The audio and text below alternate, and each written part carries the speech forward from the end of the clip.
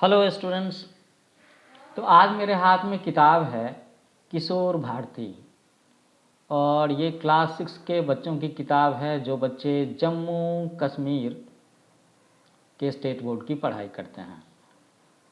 और बड़ा प्यारा टाइटल है शिष्टाचार, चैप्टर नंबर 15 शिष्टाचार। तो आज हम लोग शिष्टाचार के बारे में बातें करेंगे। अब शिष्टाचार शब्द कई बच्चों को लग रहा होगा कि अरे इतना शुद्ध हिंदी का शब्द शिष्टाचार। तो आचार मतलब होता है व्यवहार करना, और शिष्ट आचार अच्छा व्यवहार करना, जेंटलमैन लोग जैसा व्यवहार करते हैं ना, दैट इज शिष्टाचार। आप सब लोगों ने थोड़ा बहुत ज़रूर पढ़ा होगा इटिकेट और मैनर के बारे में। तो यही चीज़ है कि हमें क्या, कब और कैसे व्यवहार करना चाहिए, दैट इज शिष्टाचार। शुरू करते हैं। मेरे पड़ोस में दो बच्चे रहते हैं, प्रदीप और भुवन। प्रदीप जब कभी मेरे पास आता है तो पहले हाथ जोड़कर नमस्ते करता है, फिर चाचा जी कहकर मुझसे बात करता है। बड़े ही मृदुल और शांत स्वर में वह बोलता है, किंतु भुवन दूसरी ही तरह से बात करता है। कैसे बात करता है वो? तो वो दूर से ही चिल्लाता हुआ आता है, मुन्नी के बाबूजी, आपको मेरे बाबूजी बुला रहे हैं।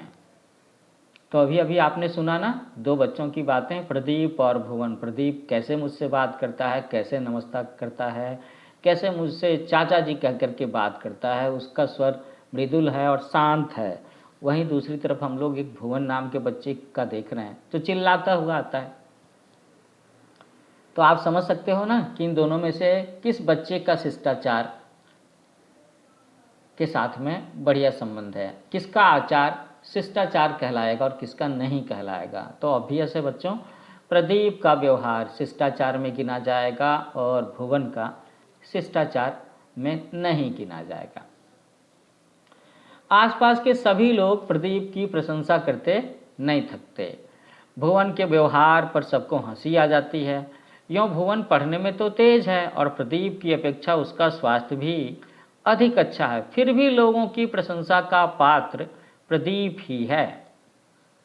इसका कारण है प्रदीप का बोल व्यवहार लोगों का मन लुभा लेता है। प्रदीप का बोल व्यवहार आचरण वो लोगों का मन लुभा लेता है। दूसरे शब्दों में यूँ कहें कि प्रदीप का व्यवहार शिष्ट है जबकि भुवन का अशिष्ट। एक और चीज़ मैं बताना चाहूँगा बच्चों कि जैसे जब किसी भी ऑर्गेनाइजेशन में लोगों का सिलेक्शन होने की बात होती है, बायोडाटा देखते हैं, इंटरव्यू लेते हैं, तो वहाँ पर भी ना वो उनकी एजुकेशनल क्वालिफ़िकेशंस, एक्सपीरियंस के साथ साथ एक और भी चीज़ देखते हैं कि क्या इस बंदे का कैरेक्टर सही है या नहीं है, और कहीं से भी इसके बारे में कोई इस तरह की कंप्लेन तो है कि नहीं। और इंटरव्यू में एक्चुअली यही चीज़ तो वो नोटिस करते हैं, ऑब्जर्व करते हैं कि उसका शिष्टाचार कैसा है, कमरे में वो अंदर कैसे आता है, लोगों का अभिवादन करता है कि नहीं, बैठता कैसे है, पोस्चर कैसा है, बातें कैसे करता है, सवालों के जवाब कैसे देता है। नॉलेज तो वो बाद में चेक करते हैं, इंटरव्यू में तो ये चीज़ें भी देखी जाती हैं। साथ में वो उसका पहनावा, उसका ड्रेसिंग सेंस भी चेक करते हैं। तो बच्चों, समाज में सभ्य बनकर रहने के लिए शिष्टाचार के नियम अवश्य जानने चाहिए। उन्हें अपनी रोज़ की आदत में सम्मिलित कर लेना चाहिए। यह भी ध्यान रखना चाहिए कि अलग अलग समाजों में शिष्टाचार के नियम भिन्न भिन्न हैं, यद्यपि उनके आधार प्रायः एक समान ही हैं। सबके मूल में तो एक ही बात है ना कि जो बंदा सामने में है उनके साथ आप कैसे बात कर रहे हो, उनका कैसे स्वागत कर रहे हो, उन्हें आप बैठने को पूछ रहे हो कि नहीं, उन्हें एक गिलास पानी दे रहे हो कि नहीं, गाली तो नहीं दे रहे। यही चीज़ें हैं। तो शिष्टाचार का सबसे पहला गुण है विनम्रता। हमारी वाणी में, हमारे व्यवहार में विनम्रता घुली होनी चाहिए। आजकल के बच्चे सोचेंगे कि भाई विनम्रता क्या है, तो बीइंग पोलाइट है ना, पोलाइटली बातें करना। इसीलिए किसी बड़े को बुलाने पर हाँ, अच्छा, क्या ना कह करके क्या कहना चाहिए, उन्हें कहना चाहिए जी हाँ, जी नहीं, जी लगा कर बातें करनी चाहिए। किसी की बात का उत्तर ऐसे नहीं देना चाहिए कि सुनने वाले को लगे कि लाठी मारे जा रहा है। उसे तो ऐसा लगना चाहिए जैसे कि वो गले लगाना चाहता है। तो विनम्रता केवल बड़ों के प्रति नहीं होती है ना। ऐसा कुछ क्लासिफिकेशन नहीं है कि हमें सिर्फ बड़े लोगों के साथ में ही विनम्रता का व्यवहार करना चाहिए। अपनी बराबरी वाले के साथ, अपने से छोटों के साथ में, तो बराबर वालों और अपने से छोटों के प्रति भी नम्रता और स्नेह का भाव होना ही चाहिए। सभी से बोलते हुए हमारी वाणी में मिठास रहनी चाहिए, कटुता या कर्कशता नहीं। कटु होना मतलब बुरा होना है ना, और कर्कश होना आप समझ सकते हो कि हमारे आस पड़ोस में जो चिड़िया होती है कोयल, कोयल की वाणी को लोग बोलते हैं कि बहुत ही मधुर वाणी है, सुरीली आवाज़ है, मीठी सी है, बार बार सुनने को जी चाहता है। एंड व्हाट अबाउट क्रो, कौवे की बोली सुना है आपने? उसकी आवाज़ को लोग कर्कश बोलते हैं, दूर भागते हैं या कौवे को दूर भगा देते हैं, उसकी आवाज़ नहीं सुनना चाहते। अब बात है कि क्या ये विनम्रता, हाँ, हमारा पोलाइट होना सिर्फ भाषा की वस्तु है, ये सिर्फ लैंग्वेज में बोलने में ही होना चाहिए? हमारे कर्म में भी, हम जो कुछ भी काम करते हुए हैं, वट एवर आवर एक्टिविटीज़, तो हमारे काम में भी विनम्रता होनी चाहिए। अपने यहाँ किसी के आने पर हमें उसका प्रसन्नता से स्वागत और यथोचित सत्कार करना चाहिए, खुशी खुशी उसका स्वागत करना चाहिए। आइए बैठिए, कैसे हैं आप? और यथोचित सत्कार का मतलब है कि जो आपके पास में रिसोर्सेज अवेलेबल हैं उनके जरिए, जैसी कुर्सी है, जैसा सोफ़ा है, वहीं बैठने को बोलेंगे। और आपके फ्रिज में, किचन में जो खाने की अच्छी चीज़ें हैं, ताज़ी चीज़ें हैं, स्वादिष्ट चीज़ें हैं, उन्हीं से स्वागत करेंगे। दिखावा नहीं होना चाहिए। अपने से बड़े व्यक्तियों के बैठ जाने के बाद ही हमें बैठना चाहिए। महिलाओं के प्रति हमारे व्यवहार में और भी विनम्रता होनी आवश्यक है। मैं तो कहूँगा महिलाओं के साथ साथ बच्चों के साथ में भी ये क्राइटेरिया फॉलो होता है। बस या रेल में किसी महिला को खड़ी देख करके अपनी सीट उन्हें बैठने के लिए दे देना भी शिष्ट आचरण का एक बढ़िया उदाहरण है।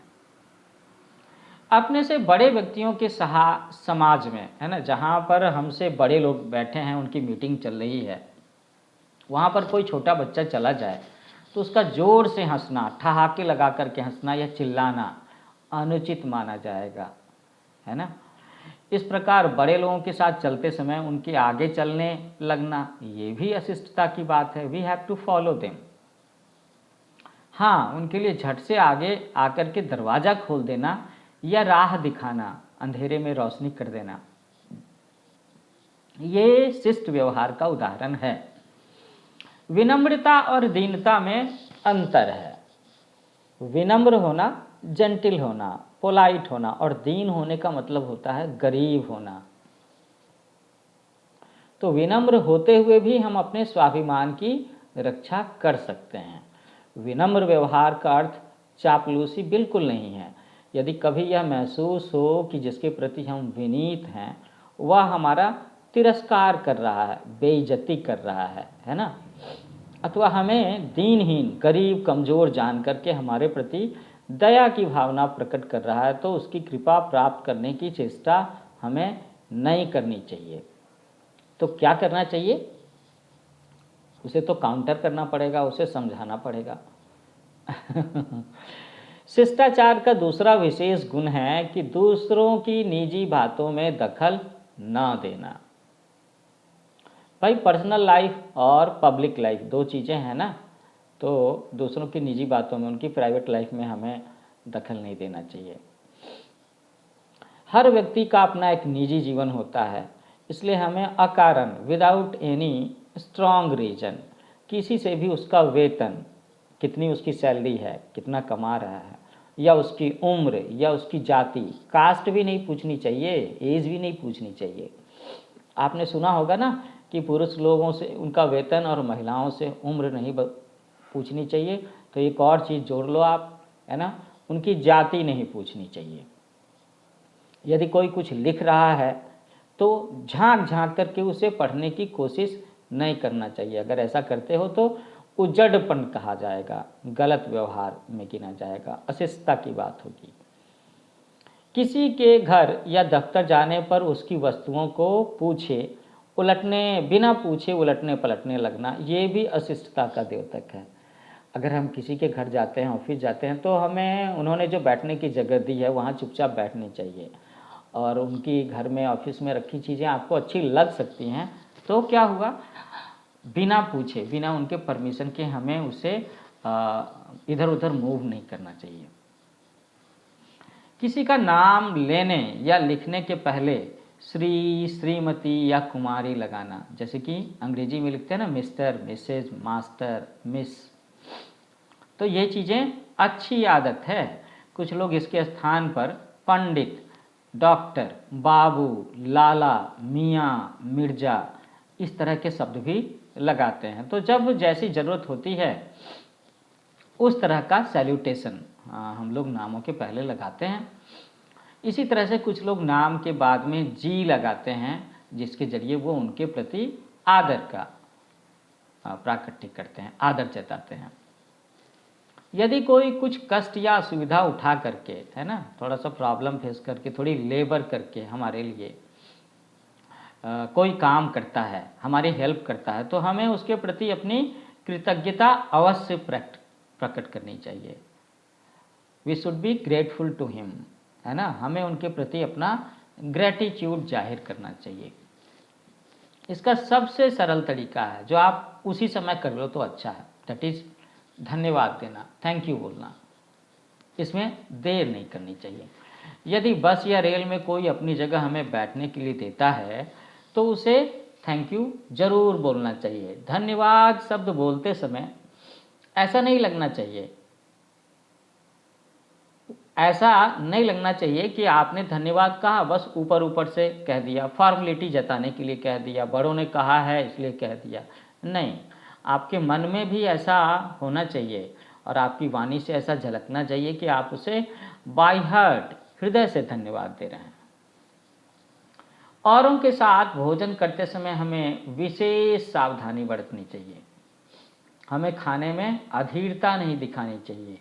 चबाने में मुंह से आवाज़ करना अच्छा नहीं माना जाता। जब हम कुछ लोगों साथ में बैठ कर के खा रहे हों तो हमें we should not be impatient, patience होना चाहिए हमारे यहाँ, धीरज होना चाहिए। और कभी भी खाना चबाने समय में मुंह से आवाज़ निकले तो ये अच्छी बात नहीं मानी थी, चबर चबर की आवाज़ या कुछ और आवाज़।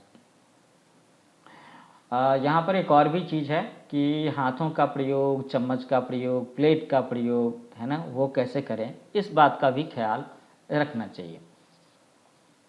अपने से बड़ों के भोजन समाप्त कर देने पर भी खाते रहना उचित नहीं है। तो ऐसा होता है कि ये कोशिश करनी चाहिए कि हमारे खाने की जो टाइमिंग है ना, खाना शुरू करना, ख़त्म करना, जो आसपास के लोग बैठे हैं उनके साथ हो, सिंक्रोनाइज्ड हो। नहीं तो देर तक खाने वाला भी अच्छा नहीं माना जाता और पहले खा करके उठ जाए उसे भी अच्छा नहीं माना जाता। ये बैलेंस करने की चीज़ होती है। तो यदि हमारे घर में कोई गेस्ट, कोई अतिथि भोजन कर रहे हैं तो उनकी रुचि का भोजन बनवाना भी उचित है। हमें ये ध्यान रखना चाहिए कि उन्हें किन चीज़ों से परहेज है और वो क्या खाना में खुशी महसूस करेंगे। इतना तो हम लोग कर ही सकते हैं और करना चाहिए। लेकिन जब वो खा रहे हों और उन्होंने मना कर दिया और फिर भी हम उनके खाने की थाली में रोटी, पूड़ी, सब्जी डाले जा रहे हैं ज़बरदस्ती, तो ये अच्छी बात नहीं मानी जाती। आखिर किसी भी तरीके से खाना बर्बाद नहीं होना चाहिए और अगर उन्होंने हमारे आग्रह करने पर ज़्यादा खा लिया और इंडाइजेशन का इशू हो गया तो भी अच्छी बात नहीं है ना। शिष्टता का तीसरा आधार अनुशासन का पालन है ना, अनुशासन का पालन, बीइंग इन डिसिप्लिन, डिसिप्लिन को फॉलो करना, ये बहुत ज़रूरी चीज़ है। आज मैं जब क्लास ले रहा था सुबह में तो मैंने एक बच्चे को समझाया, उसके गार्जियन से भी कहा कि भाई सैनिकों के लिए और विद्यार्थियों के लिए डिसिप्लिन में रहना बहुत ज़रूरी है। अगर ये चीज़ नहीं रहा तो वो अच्छे से सीख नहीं पाएंगे, पढ़ नहीं पाएंगे, ट्रेनिंग नहीं ले पाएंगे, उसका पूरा लाभ नहीं मिलेगा उन्हें। तो अनुशासन समाज के नैतिक नियमों का भी हो सकता है, जो समाज के नियम हैं, जो हमारे अड़ोस पड़ोस में, हमारे धर्म में, परिवार में, कम्युनिटी में फॉलो किया जा रहा है। और अगर हम देश के नागरिक हैं तो स्टेट का, कानून की धाराओं का, संविधान का पालन करना वो भी ज़रूरी चीज़ है। उदाहरण के लिए कि किसी मंदिर, गुरुद्वारे या मस्जिद में जाने के पहले जूते उतार देना अनुशासन का पालन है। सड़क पर बाईं ओर चलना या जहां जाना मना हो वहां न जाना कानून के अनुशासन का पालन है। समय का पालन करना सामाजिक नियमों का पालन है, और मैं तो कहता हूँ ये शायद सबसे ज़रूरी नियमों में से एक है कि आपको कहीं पर भी दिए गए समय पर ही पहुंचना चाहिए, लेट नहीं होना चाहिए। हो सके तो 2-4 मिनट पहले पहुंच जाओ तो अच्छी बात है, चाहे स्कूल की बात हो, किसी पार्टी में जाना हो, किसी मीटिंग में जाना हो। आप सोच करके देखो ना, स्कूल देर से जाने पर टीचर की डांट लगती है, और खेल के मैदान से देर से लौटो घर में तो मम्मी की डांट लगती है, और कभी कभी पिटाई भी। तो समय का पालन करना सामाजिक नियमों का पालन है, और शायद सबसे बड़े नियमों में से एक है जो हमें ज़रूर करना चाहिए। ठीक समय पर कहीं भी पहुंचना अनुशासन भी सिखाता है, और हमारे लिए, अतिथि के लिए, जिनके यहाँ जा रहे हैं उनके लिए लाभ भी पहुंचाता है। सोचो कि अगर हम किसी के यहाँ गए और जितने भी लोग आने वाले हैं सब ने 5 मिनट का लेट किया, 10 मिनट का लेट किया, 15 मिनट का लेट किया, तो जिन्हें वेट करना पड़ रहा है और जो इंतज़ार कर रहे हैं पहले से ही, होस्ट हैं, कितना बुरा लगेगा उन्हें। 2 मिनट को आप ही होस्ट बन करके देख लो कि आपके गेस्ट लेट से आते हैं। तुमने अपनी बर्थडे पार्टी रखी और तुम्हारे जो दोस्त हैं, एक आधे घंटे लेट से आया, एक 1 घंटे लेट से आया, एक 2 घंटे लेट से आया, तो तुम कब केक काटोगे, कब पार्टी करोगे। हमें हर तरह के अनुशासनों का सामान्य ज्ञान होना ही चाहिए। जैसे किसी सभा में शोर मचाना अनुचित है, किसी वक्ता को अपनी बात कहने देने का मौका न देना अशिष्टता है, राष्ट्रगान के अवसर पर बैठे रहना या चलना या झूमना अशिष्ट व्यवहार है। कहीं भी, चाहे स्कूल हो, सिनेमा हॉल हो, अगर राष्ट्रगान बज रहा है तो हमें अलर्ट के मोड में होना चाहिए। ये देश के प्रति प्रेम को दिखाता है। या जहाँ पर सब लोग बैठे हों, है ना, सब लोग बैठे हुए हैं कुर्सियों पर और हम वहाँ जाकर के लेट जाएं, पैर फैला लिया हमने, तो ये भी बड़ा अनुचित है। कभी कभी थक जाते हैं लोग तो ऐसी इच्छा होती है कि कुर्सी पर पैर रख करके बैठें या चारपाई पर निढाल होकर के पड़े रहें, लेकिन थोड़ा सा पेशेंस रखना होगा कि अगर वहाँ पर काफ़ी सारे लोग बैठे हैं, पब्लिक बैठी है, तो थोड़ा सा हमें इस चीज़ का ख्याल रखना चाहिए। हमें अपने मन को संयम में रखना चाहिए, पेशेंस में रखना चाहिए। ये चीज़ें हम घर पर कर सकते हैं। तो अपने मन को संयम में रखना शिष्ट व्यवहार के अत्यंत आवश्यक है। संक्षेप में हम कह सकते हैं कि शिष्टाचार वह व्यवहार है जिसके करने पर दूसरों के तथा अपने मन को प्रसन्नता होती है, खुशी होती है।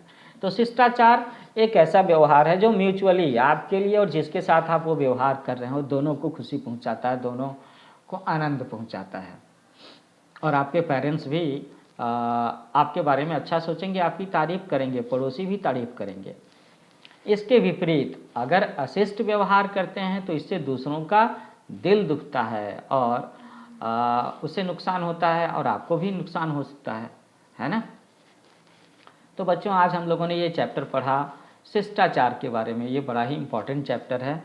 तो हमारी जो किताबें हैं वो सिर्फ हमें किताबों की ही जानकारी नहीं देती, वो हमें व्यावहारिक जानकारी भी देती कि हमें समाज में, लोगों के साथ में, परिवार में कैसे रहना चाहिए, कैसे व्यवहार करना चाहिए। और कैरेक्टर, व्यवहार बहुत बड़ी चीज़ है।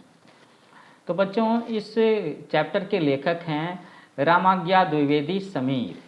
उन्होंने बड़ी अच्छी बातें बताई और मैं आप सब बच्चों से एक बार कहना चाहूँगा कि अगर ये जो चैप्टर मैंने पढ़ करके आपको सुनाया, समझाने की कोशिश की, आपको अच्छा लगा तो कमेंट ज़रूर करिए। और जिन बच्चों को ऐसा लग रहा है कि क्यों ना मैं उनके लिए क्वेश्चन आंसर के सेशन भी रिकॉर्ड करूं, इसके आंसर भी बताऊं, तो मैं चाहूँगा कि आप कमेंट में हमें लिखो। अगर कमेंट करने वाले बच्चों की संख्या 7 हुई कम से कम, मिनिमम 7, तो मैं एक लेक्चर सेशन इसके आंसर के लिए भी ज़रूर रिकॉर्ड करूँगा। तो जल्दी मिलते हैं नए लेक्चर सेशन के साथ में, तब तक के लिए happy learning with new age coaching.